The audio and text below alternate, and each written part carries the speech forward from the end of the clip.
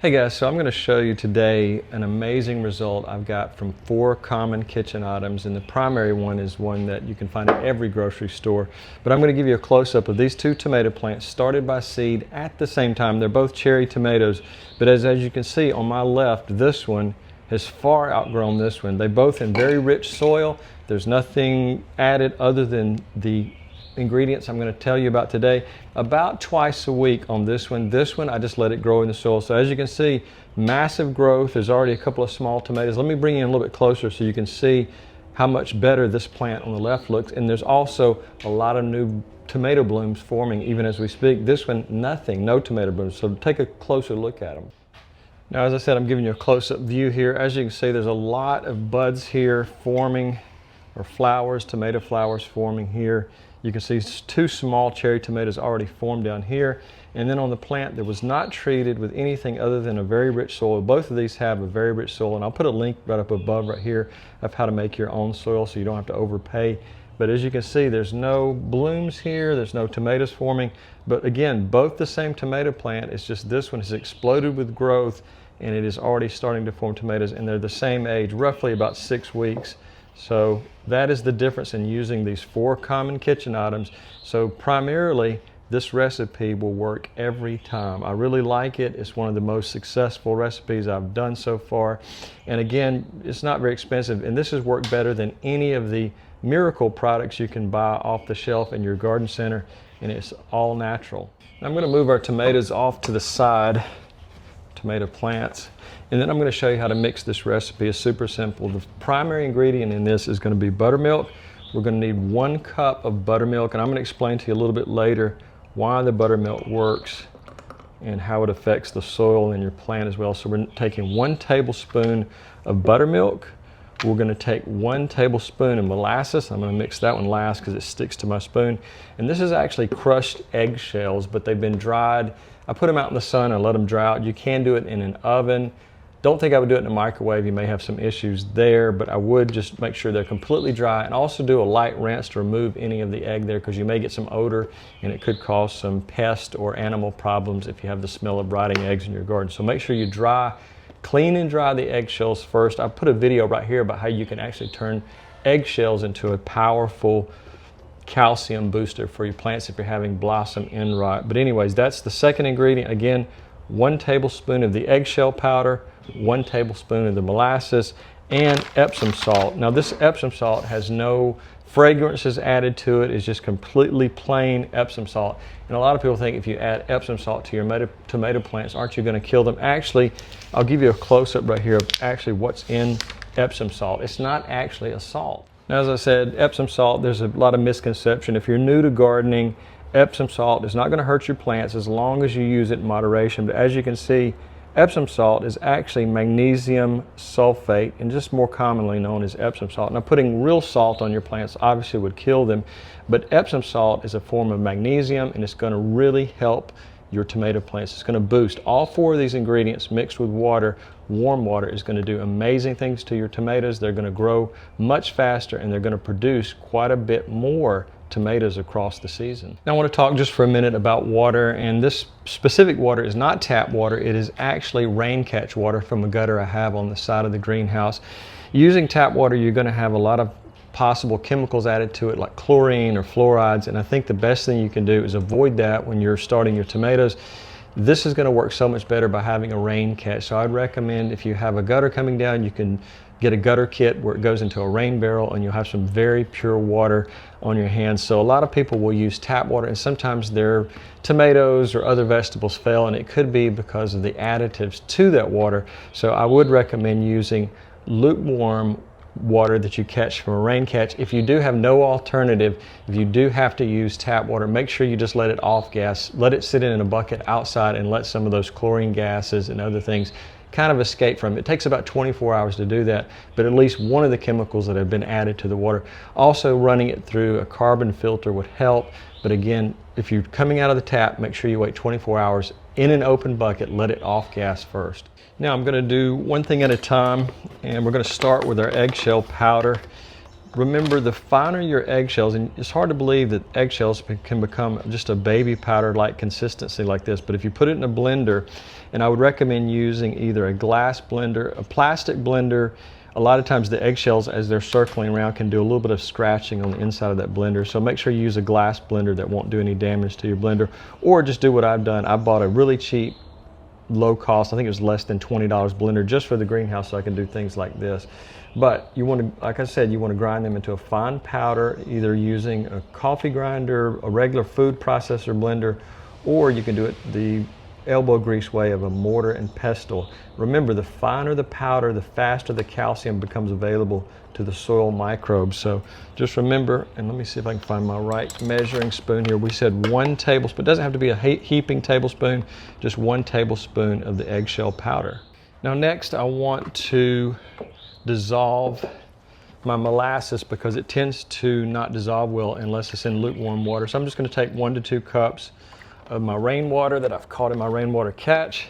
And then I'm going to take, this is blackstrap molasses. It's a little harder to find. I'll put a link in the description if you can't find it at your local grocery store. But this is going to feed beneficial microbes in the soil. So I'm going to take this and do 1 tablespoon, and I'm going to dissolve this in the water by just stirring it in this lukewarm water. And just stir for about 1 minute to 2 to make sure it's completely dissolved, because you want it to be completely gone. It sticks to your spoon quite a bit, so you may have to stir for 1 minute or 2. And once you get that completely off the spoon, you'll know it's in the water. Don't allow it to settle. We want to add this as quickly as we get it completely mixed with our lukewarm rainwater. Now next, we want to combine our microbial base. These are the things that are going to feed the beneficial microbes in your soil. So we're going to take our lukewarm water that's been mixed with our blackstrap molasses. And the reason I'm putting it in one of these mason jars is so I can do a very vigorous shaking. Next, we're going to combine that with our buttermilk. Just let that go in there quite well. Make sure we get as much as we can there. And then I'm going to put the lid on this and do some very vigorous shaking to make sure you put these caps on there tight. You don't want a huge mess in your greenhouse or your kitchen. And just do some back and forth shaking to make sure that it's completely mixed before you add it to your eggshells and the remainder of the water. So that is going to really help by doing a little bit of shaking to make sure your ingredients are combined. Sometimes if you just pour it in the bucket and then add it to the soil, it's not going to mix as well. So it's almost a chocolate milk-like color there before we add it to the eggshell powder. So just remember to do that first. I always have some of these around the greenhouse. I'd highly recommend having these because a lot of my recipes do require some mixing, and I find that these mason jars work great. I'll put a link in the description to those. But a lot of times you can find these at your local grocery store around the canning section as well. So they're not hard to find. I just like these a little bit larger size rather than the tiny ones that you often find at your local grocery store.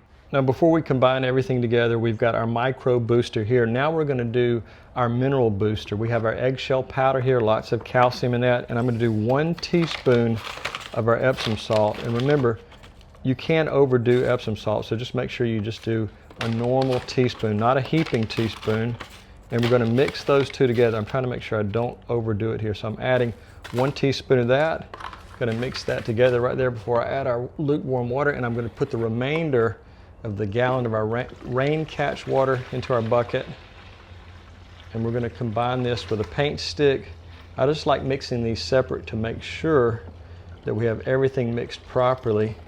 So we're going to take a common paint stick, and every time I go to buy some paint, I get at least 10 or 15 of these because I'm using them around the greenhouse constantly. So stir this for about 60 seconds before you add in your micro booster, which is the first set of ingredients. And we're just adding these two together once we get our mineral booster completely mixed. Now I've already emptied out all my seedling trays, but the way I started all my tomatoes from seed is I didn't put a huge amount of this formula on each tomato plant. I used something like this that just put a few drops in the very beginning. One thing I would recommend is don't put this formula on the stem, put it around the soil. So just be very careful as you're adding it to each one. Just put a few drops around the soil when they begin. And as the tomato plant grows, you can move up to an ounce and work your way up to half a cup. And once the tomato plant is really large, you can go to a cup. And this is over a period of about 6 to 8 weeks. As you can see, as I talked about earlier, I want to just do I think this was 6-week experimentation of what would happen to my tomato plants without the formula that I've just talked about versus with. So you can see there's a huge amount of growth, a much healthier stem, already producing tomatoes, lots of flowering, and already a couple of fruits at the base of the tomato plant. So just remember that this is about once every 2 weeks. In this state, you could probably drop back to maybe once a week once you've planted them in a larger pot or in your raised bed or in your garden as well. So we're just kind of slowly introducing this formula as it grows. So don't overly saturate the soil with it. Just use something like this little dropper. I'll put a link in the description. I think I purchased this from Amazon, but you can get these sometimes at garden centers and things like that if you don't purchase much online. Now I'm ready to mix our 2 ingredients right here, our 2, even though there's more than 2 ingredients, there's 2 in here and a few in here. But the easy way to remember this formula is I call it the M&M formula, microbes and minerals. And we're gonna mix those together. And if you love M&Ms as much as I do, that makes it super easy to remember. We're just talking about microbes and minerals. We're gonna mix those 2 together. And again, I'm gonna take my paint stick and just do some more mixing. And again, as I said, the soil drench method is my favorite method. I don't spray this on the plant leaves. I just use this just around the soil. And again, in the beginning, if you're going from seeds, you can use something really small like this. You could even use a medicine dropper if you're just starting out. But as it grows, you're going to need something that puts out a little bit more water. And if you're starting a lot of seeds, something like this makes it a lot easier. And once it gets to the soil level, I'm just going to use this bucket and go out there and mix it up. Pour about 1/2 a cup as they mature, and then move my way all the way up to 1 cup. So experimentation is going to help you. Your soil may be very deficient in microbes and minerals, and this will make a huge difference in the growth of your tomato plants, and you'll have healthier tomato plants and a lot more harvest as the season goes along. Now I want to give you one final close-up of what you can expect with using this formula. You're going to see darker green foliage. You're going to see, well, you may not see this without a microscope, but you're going to have increased microbe activity in the soil. You're going to have stronger stems, thicker stems of your tomato vines. Actually, it's a vine in this case.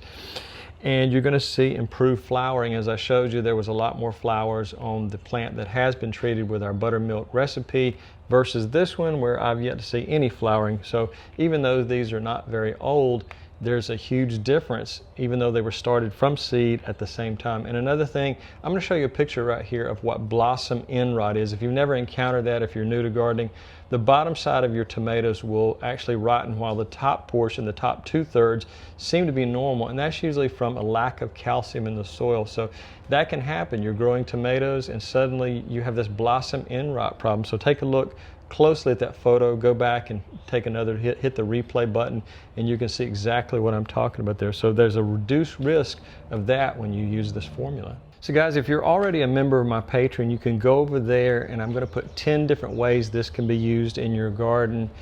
From everything from your worm, if you have your own worm bin, or for the soil drench that I've already talked about.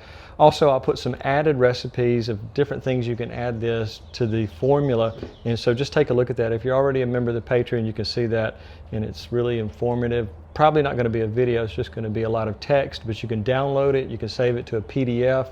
You can save it to your phone or your device, and you can read it while you're out in the garden or when you're just resting on your easy chair. So either way, you can take a look at different ways to make this formula. So the M&M formula has made a huge difference in this tomato plant versus this tomato plant.